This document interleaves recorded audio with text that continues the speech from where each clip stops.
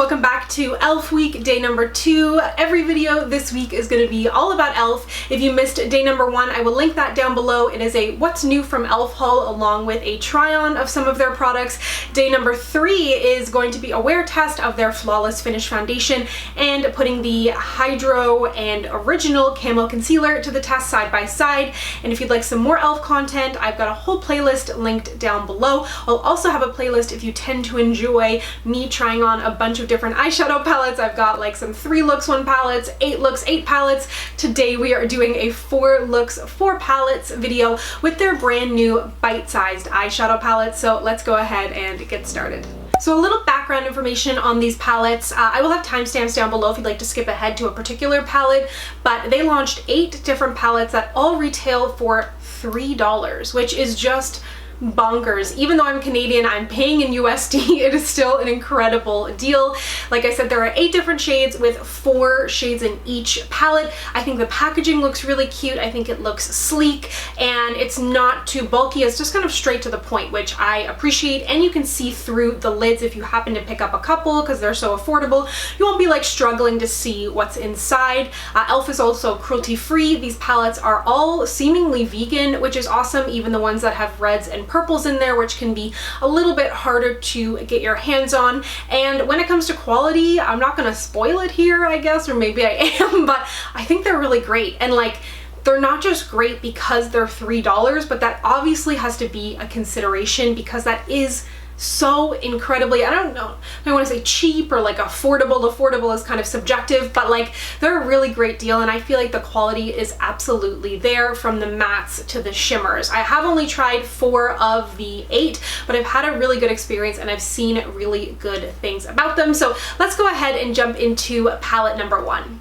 So palette number 1 I think was one of the first that actually appealed to me. I think it is super unique and normally I wouldn't go buy an all blue palette, but again that $3 price tag is like sure. So in this one is the Acai U palette and this has 2 mattes and 2 shimmers. So you're getting a light kind of periwinkle blue, a deeper navy, and then 2 shimmers, which I really appreciate, having something lighter, having something deeper in mattes, and then 2 shimmers. So I really like the look that I got with this. I will say in hindsight, I felt like the look, because this was the look from Tuesday's video, I felt like you couldn't really see that I used 4 shadows. I feel like at the end it all kind of looked like I did almost a 1 shadow look, which that could be my skill level. I also used their e.l.f. Eye Putty Primer. That was my first time using that. I don't think I like it because my look creased and I don't think it was these shadows. I'm pretty sure. And I mean, I don't really understand a putty primer being good for eyeshadow because I tend to like something thinner. You just want to add like a nice base and I really didn't put that much on my eyes. So I don't think I really like that primer. But yeah, it all kind of ended up looking a little bit the same. I will continue to play around with it because I think it's super fun. The shadows are nice. They showed up on my skin nicely even though I have a deeper skin tone. I thought the shimmers especially were absolutely gorgeous. And you know, there's no matte brown, there's no inner corner shade, but if I'm using a bronzer and a highlighter, I can absolutely still get a completely full look with this palette. And I think it is versatile considering there's 4 different blue shades in there, so I still really like it. Another palette that I thought was kind of unique and really beautiful is the Carnival Candy palette. So this one is a little different than the other 3 because this has 3 matte shadows in here. A couple of things that I love about this. I love this kind of like warm brown shade, but the light shade in here, I'm always looking for a good kind of creamy shade that could be inner corner, brow bone, set an eyeshadow, primer that's not too white, because in a lot of the time palettes, they're very white, which is better suited to a lighter skin tone. But for me, I never want anything stark. I hate the look of like a really highlighted brow bone. Most of the time I won't even put anything there. If I do, I like it to be something like this. So I think that this is a really beautiful, unique shade. It shows up on my skin, but it's not too stark. The brown is nice. I love the maroon shade all over the lid, and I think the blue is really fun too. I think they're all really complementary shades. It doesn't feel like some palettes just have like a blue or a pink thrown in there, which can be fun, but also it just seems like you ran out of ideas sometimes. But I thought that this was really pretty. They all swatch beautifully considering they are matte shadows, the majority of them. They performed really well, and again, I think that this would be a nice palette even to pair with another palette in the collection because the neutral palettes just didn't do it for me. But I think these are kind of the 3 neutrals, maybe a dark brown, that I would look for in just about any palette. So if you want to pick up 2 and you want it to be a super complete look and not have to grab for anything else, I would definitely grab this and like another palette that's more colorful if you were looking to go that route. So when I was on the e.l.f. website, that's where I buy all of my e.l.f. products. Shipping to Canada is about $7, which I don't enjoy, but I don't pay customs anymore, it seems like. I was only going to buy 2, and I think I was only going to buy the first 2 that I mentioned, or maybe the 4th one that I'm going to mention. But either way, I didn't have plans to buy this, but when I realized they were $3, I was like, okay, I'll do a 4 looks 4 palettes video. So I picked this one up in the shade Berry Bad, and this has some pretty berry shades in there. It's nothing groundbreaking, kind of reminds me of the Urban Decay Back Talk palette or their Cherry palette, was it, that they came out with?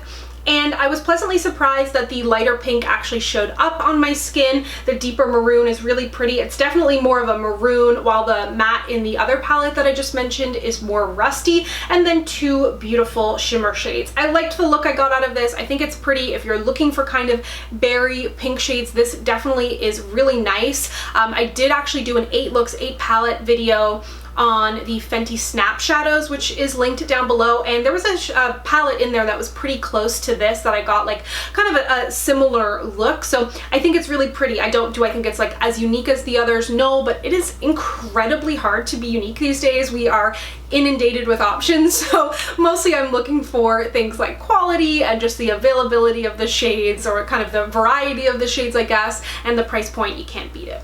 Lastly, I think one of my favorite color combinations over the past year, 2 years, has been green and gold. I love it. I just think it is so pretty, and that is what I'm wearing right now. So the palette in Hot Jalapeno, which I also love jalapenos, really excited me. So I think that this is just incredible because greens can be very hard. Matte greens, like if you saw my review of the Fenty Snap Shadows, the olive in there just didn't pop on my skin the way I wanted it to, and it was paired with the yellow, and I did end up liking the look, but it just wasn't as strong as I wanted it to be.